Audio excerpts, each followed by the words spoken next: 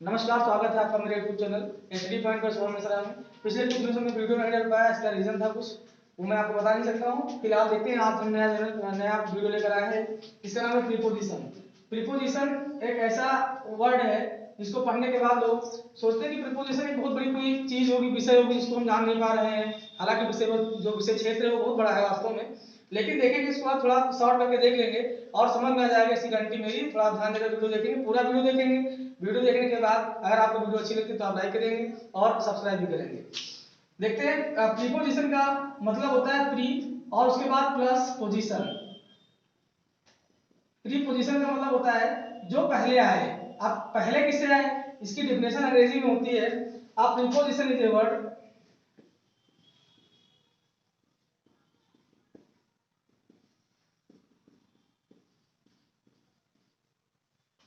which is used before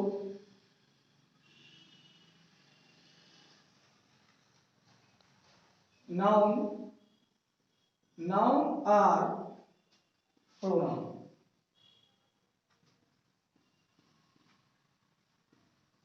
And so its relation with it। देखिए, preposition वह शब्द होता है जो नाउन और प्रोनाउन के पहले प्रयोग किया जाता है, इसके साथ में वर्ब भी जोड़ा जाता है, यानी कि नाउन और प्रोनाउन कोई वर्ब होगा उसके बीच में इसका प्रयोग करेंगे और ये अपना संबंध दिखाता है। इसलिए प्रीपोजिशन की एक शॉर्ट डिफिनेशन भी हम कह सकते हैं कि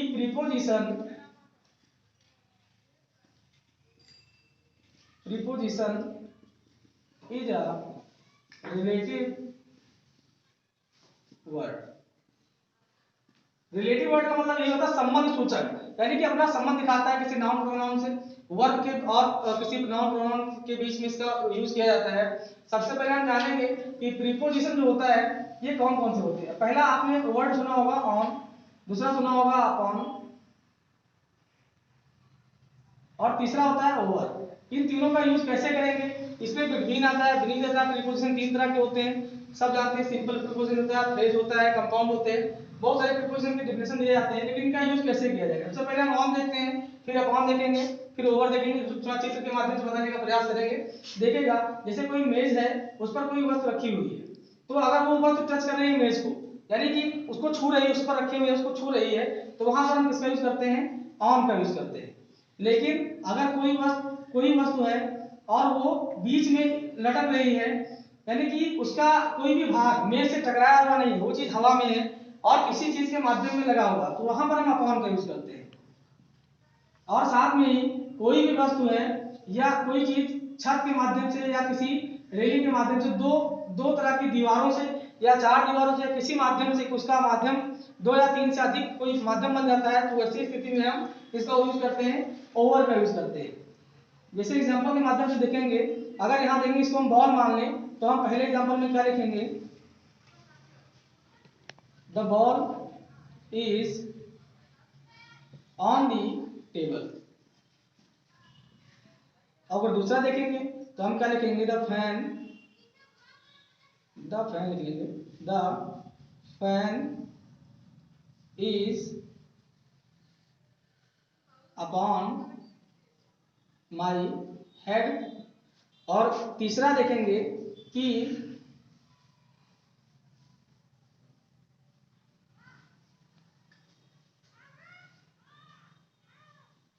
the roof, the roof is over my head ही कर लेंगे।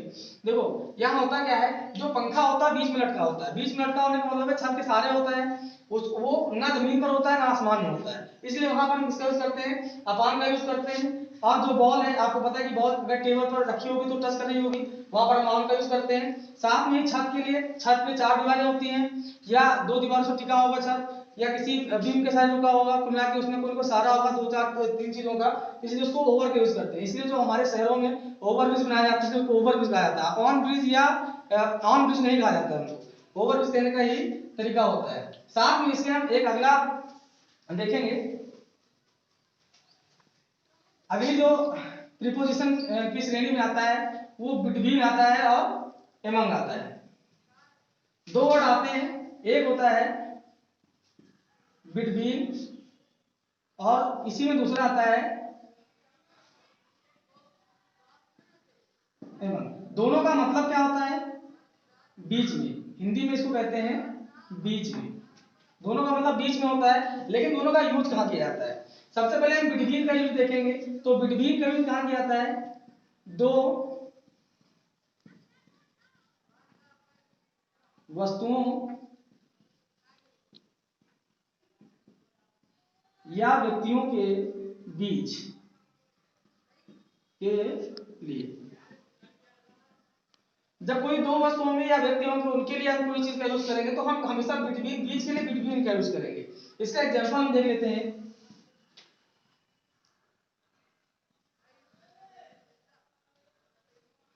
इसके लिए लिखेंगे an Apple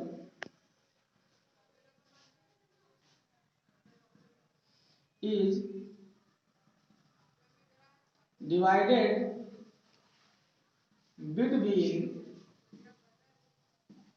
Ram and Shyam. यानी एक सेब को बांटा गया इसके बीच में, राम और श्याम के बीच में। दो लोग हुए, राम और श्याम, उसके बीच में हमने किसका यूज किया? बिटवीन का यूज किया। एक पहला प्रीपोजिशन हो गया। और अगर हम एमंग का यूज देख लेते हैं, एमंग का यूज देखते हैं तो यहां क्या देखते हैं? इसके लिए हम क्या करते हैं? दो से अधिक वस्तु, दो से अधिक वस्तुओं या व्यक्तियों के बीच के लिए एमंग का यूज करते हैं। यदि दो से अधिक वस्तुओं या व्यक्तियों के लिए एमंग का हम यूज करते हैं। साथ में हम देखेंगे एग्जांपल के साथ में, जहां समझ में आपको आएगा। जैसे मैं बता दूं कि apples are divided amongst the children।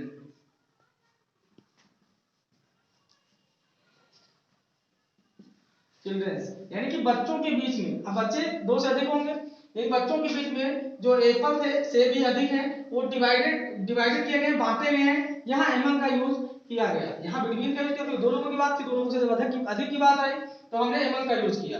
इस चीज को जानेंगे। साथ में हम देखिए प्रीपोजिशन का जो विस्तार है वो काफी बड़ा है। अगर हम वीडियो के माध्यम से बताने का प्रयास करेंगे तो आपको काफी समय लग जाएगा, जानने की स्थिति होती है। साथ में हम आपको बताते हैं कि जो प्रीपोजिशन है कहाँ कहाँ यूज नहीं किया जाता है। प्रीपोजिशन का यूज तो आपको पता है कि दो वस्तुओं और व्यक्तियों के बीच में इनका यूज किया गया। फिर प्रीपोजिशन का यूज आप जानेंगे कि कैसे करना है। अब प्रीपोजिशन का यूज कहाँ नहीं किया जाता है, इसके लिए मैं आपको एक कहानी बताऊंगा। कुछ वर्ड है उनके साथ में कभी भी ना उसके पहले ना बाद में कभी प्रीपोजिशन का यूज नहीं किया जाता है। ठीक है, देखते हैं। जैसे एक कहानी है, कोई एक आदमी हिल स्टेशन वहां पर, जो हमारी सेना है भारतीय, वहां पर खड़ी हुई है और हम देख रहे हैं कि उनको सूचना मिलती है कि विरोधी सेना ने उन पर आक्रमण किया है। तो सबसे पहले सूचना मिली है। सूचना की अंग्रेजी क्या होती है? इंफॉर्मेशन। इंफॉर्मेशन से पहले या बाद में कभी भी प्रीपोजिशन का यूज नहीं किया जाता है। सूचना मिली उनको कि उन पर क्या होने वाली है? हमला होने वाला है। कि क्या होने वाला है? हमला। हमले की अंग्रेजी क्या होती है? अटैक होती है। तो हम अटैक लिखेंगे, यानी दूसरा वर्ड हमको क्या मिल गया? अटैक। फिर क्या हुआ? फिर वह हमें मतलब जो हमारी भारतीय सेना है बहुत ही सतर्क और चौकन्नी रहती है, तो तैयार हो गए कि भाई ठीक है हमला होने वाला है तो हम तैयार हैं युद्ध लड़ने के लिए। लेकिन उसमें कुछ सैनिक ऐसे होते हैं जो कहते हैं कि भाई हम युद्ध नहीं लड़ पाएंगे। वो युद्ध लड़ने से क्या करते हैं? मना कर देते हैं। जब उनको सूचना मिलती है कि ये युद्ध जो है ये बीच में हो रहा है तो उसमें वो युद्ध लड़ने से क्या करते हैं? मना कर देते हैं। ऐसी स्थिति में क्या होती है? उनको जो उनका सेनापति होता है वो कहता है कि ऐसा करिए, आप रिजाइन कर दीजिए, आप लोग इस्तीफा दे दीजिए, रिजाइन कर दीजिए। तो उन्होंने रिजाइन कर दिया भाई। फिर वहां से वो चले जाते हैं।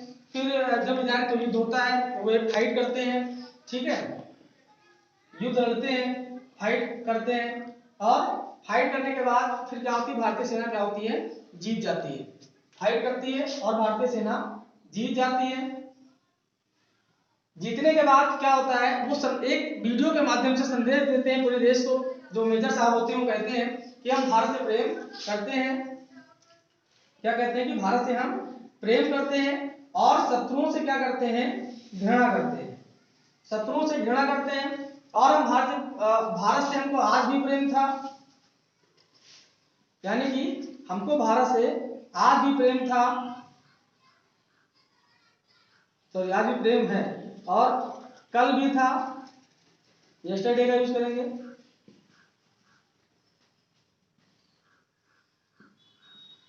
आगे भी करते रहेंगे, इसका मतलब है टुमारो का यूज करेंगे। इसके साथ में चाहे हमारे जीवन का हम प्रेम करते रहेंगे, चाहे हमारे जीवन का वो अंतिम क्षण क्यों ना हो, लास्ट मिनट बोलते हैं, ऐसे लास्ट आवर क्यों ना हो, घंटा क्यों ना हो, लास्ट डे क्यों ना हो, यानी कि जिन वर्डों में लास्ट लग जाएगा लास्ट में, उन सबके साथ में कभी भी हम प्रीपोजिशन का यूज नहीं करते हैं और हम अंत में युद्ध जीतते हैं। और क्या होता है, अब मेरे साथ चाहेंगे आवाज समाप्त करते हैं। और इन वर्डों के साथ में हम कभी इससे आगे भी वर्ड बढ़ सकते हैं कि अगर लास्ट मंथ हो सकता है, लास्ट ईयर हो सकता है, ऐसे बहुत सारे वर्ड हैं जिन्हें लास्ट अगर आता है उसके साथ में भी हम प्रीपोजिशन का यूज नहीं करते हैं। तो मित्रों ये था आपका आज का प्रीपोजिशन का चैप्टर, जो काफी छोटे में मैंने समाप्त किया क्योंकि काफी बड़ा वीडियो हो जा रहा था। इसके लिए आपके लिए परमानेंट वीडियो लाने का प्रयास करूंगा ताकि आप सबको पढ़ने में कोई दिक्कत ना हो। अगर आपको वीडियो अच्छी लगे तो उसे लाइक जरूर करिएगा, सब्सक्राइब करिएगा और अधिक से अधिक शेयर करिएगा। धन्यवाद।